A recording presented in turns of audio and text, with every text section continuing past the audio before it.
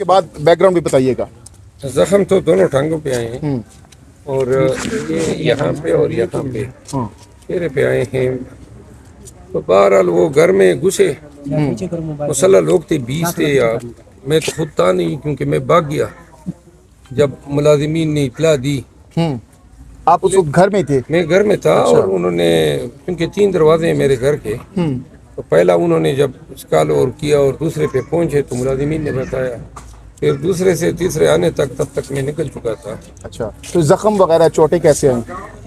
کیونکہ میں نے اپنے دیواروں کے ارد گرد جو ہیں وہ بار تارے لگائی ہیں، خاردار تارے. خاردار تارے، تو وہ خاردار تاروں سے یہ چوٹیں زخم آیا آپ کو؟ اکیلے وہاں سے نکل گیا پھر؟ اب نہیں، میرے ساتھ کوئی 5-6 گارڈز بھی نکلے ہیں. تو گھر کے اندر کیا کچھ ہوا؟ آپ کے بچے بھی وہاں پر، فیملی بھی موجود تھی، انہوں نے کیا بتایا، کیا کچھ ہوا اندر؟ بچوں کو تو ابھی بیرون ملک سے میں نے بلوایا تھا کہ الیکشن ہو گئے ہیں تو حالات شاید ٹھیک ہو جائیں گے.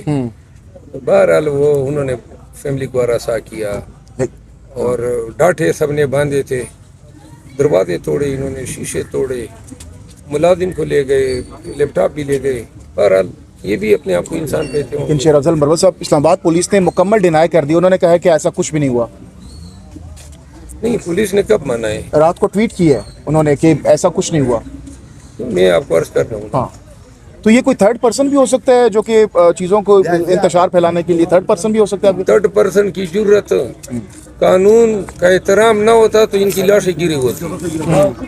میں نے تو کیونکہ پرچہ ایکسپیکٹ کر رہا تھا تو اس لیے قانون کے احترام میں سمجھا پولیس ہے. ہمیں پتہ ہوتا ڈاٹے پوش ہیں یا پولیس کی وردی پہن کے کوئی آئے ہیں تو قانون مجھے حق دیتا ہے کہ کسی بھی شخص سے جو میرے گھر میں آدھی رات کو گھستا ہے وہ جو ہے میں اس کو قانوناً اپنے دفاع کے حق میں اس پہ فائر کر سکتا ہوں. اور مجھے علم ہوتا یہ لوگ ہیں پھر یا ایسی بید میں یا لباس میں، بیس میں یا لباس میں پولیس آئے گی بلا وجہ کے، بلا وارنٹ کے، میں پھر ٹھہرتا، پھر میں جاتا نہیں. آپ کیا کریں گے اس کے خلاف؟ آپ میں نے آج ہائی کورٹ نے اس پہ انکوائری کا آرڈر کر دیا ہے، پرچہ کا انڈیا دیا ہے. آئی جی، ایس ایس پی CTV اور SSP آپریشن کے خلاف میں پرچہ کروں گا. لیکن آپ کے خلاف بھی پرچہ ہو چکا ہے آج؟ اس میں نے ضمانت کر لی ہے. اچھا، ضمانت ہو گئی ہے. تو یہ تمام تر معاملات جو کہا جا رہا ہے کہ PTI کے اچھے دن شروع ہو گئے، لیکن آپ کے اچھے دن کب شروع ہوں گے؟ باقی کسی کو بھی اس وقت کوئی مسئلہ نہیں ہے. آپ وہ تو ٹھیک ہے لیکن ہم تو ان دنوں کی آبادی ہو گئے، سمجھے یہ ہمارے اچھی دن ہے. اچھا، تو اب کیا لگ رہا ہے خان صاحب کے حوالے سے میں پوچھنا چاہوں گا کہ خان صاحب، اس ملک میں جینے کی قیمت دینی ہوتی ہے اور یہاں پہ آزادی اپنے دینی ہے. اپنی جو آپ کی حمیت ہے، آپ کے اندر کا جو غیرت ہے، اس کی سودے بازی آپ نے کرنی ہے. سر جھکا کے چلو، سر نگو ہو کے چلو، وہ پا بجولا چلو یا گھٹنوں پہ چلو، تو پھر تو سب کچھ ہے.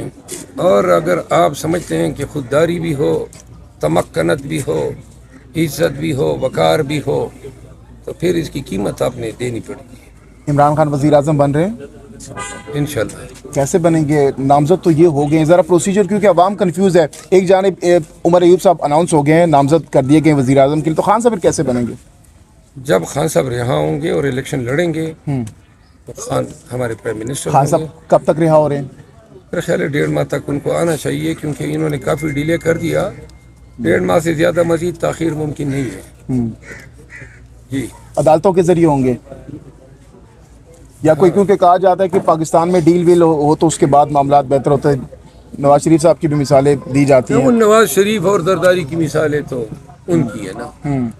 ہم نے ڈیل کرنی ہوتی، خان کو 9 ماہ سے جیل میں رکھے ہوتا. عدالتوں کے ذریعے ہوگی یا پھر قطعاً نہیں ہوگی. کیا میں پیغام دینا چاہیں گے آخر میں اپنے سپورٹرز کو؟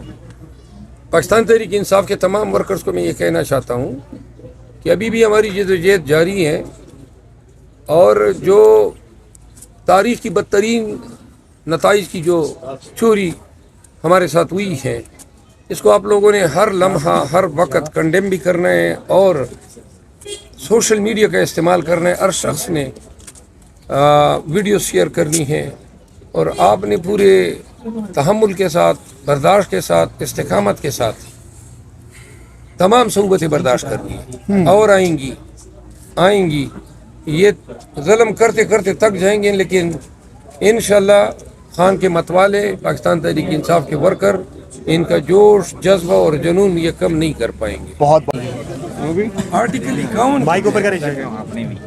3 अयाम में आज़ाद पास होने वाले उम्मीदवार के लिए ऑप्शन है कि वो किसी पॉलिटिकल पार्टी को ज्वाइन करें।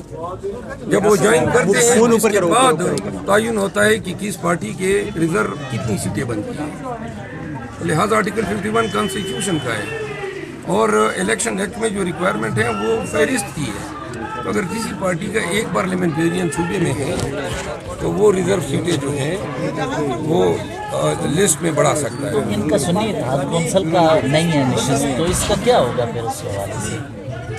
क्योंकि इन्होंने इत्तेहाद के ज़रिए इनके जो हामिद रज़ा हैं वो इत्तेहाद के बुनियाद पर जीते थे, तो इसके लिए क्या कहीं ये नहीं है कि बल्ले का निशान के हवाले से भी कोई टेक्निकल बुनियाद जो हैं वो मेरे अपने पार्टी के निशान से जीते हैं। नहीं, वो आज़ाद उम्मीदवार की हैसियत से लड़े थे इत्तफाक से, जिस तरह MWM के रावलपिंडी में सूबाई नशिस्त पे इत्तफाक से आज़ाद निशान पे लड़े, और जबकि कौमी असम्बली के लिए उन्होंने MWM के खेमे पे ऊपर लड़े थे।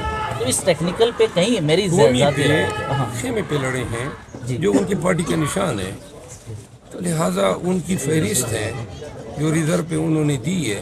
सर वो नहीं दी। अभी मेरी अल्लामा साहब से बात हुई है, सुन्नी इत्तेहाद के सरबराह से भी बात हुई है, दोनों ने ये बताया कि हमें बताया गया था PTI की जानिब से कि आप रिज़र्व सीट के लिए लिस्ट जमा ना करवाएं।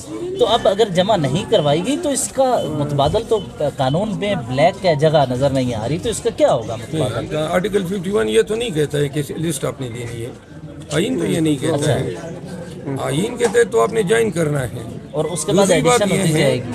उसी बात देखिए 18 में हमारे साथ हुआ था ना, 7 नशिस्तें हमने जमा की थी, 7 नाम दिए थे, 11 हमारी नशिस्तें बनी, 4 हमने बाद में दी। नहीं उसमें सर शैल एक उसमें मैं यही एक क्योंकि कानूनी मैं तालब इल्म हूँ, वो टेक्निकल बुनियाद ये है कि अगर कोई फहरिस्त जमा करवाई गई हो उसमें ऐड होते चले जाएंगे। कोई फहरिस्त की रिक्वायरमेंट आर्टिकल 51 की है ही नहीं। अच्छा ये आर्टिकल 51 पढ़े ना, उसमें ये तो नहीं लिखा है कि आप फहरिस्त जमा करेंगे या इसमें आपका किसी पार्लियामेंटेरियन का होना पास होना भी ज़रूरी है, ये भी रिक्वायरमेंट नहीं है आर्टिकल 51 की।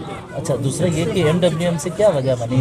इमरान खान साहब ने इताज किया था, उन्होंने कहा ये शरौफ हसन ने ऐलान भी किया कि MWM के साथ आगे बढ़ें, तहरीक के साथ इसके साथ बढ़ने की क्या वजह? देखिए खान साहब के साथ मैं 3-4 क़याम से नहीं मिला हूँ, तो वो क्या महर्रिकात थे वो मैं इनसे आगाह नहीं हूँ, तो मैं इस सवाल का जवाब नहीं दे सकता। बहुत शुक्रिया, थैंक यू।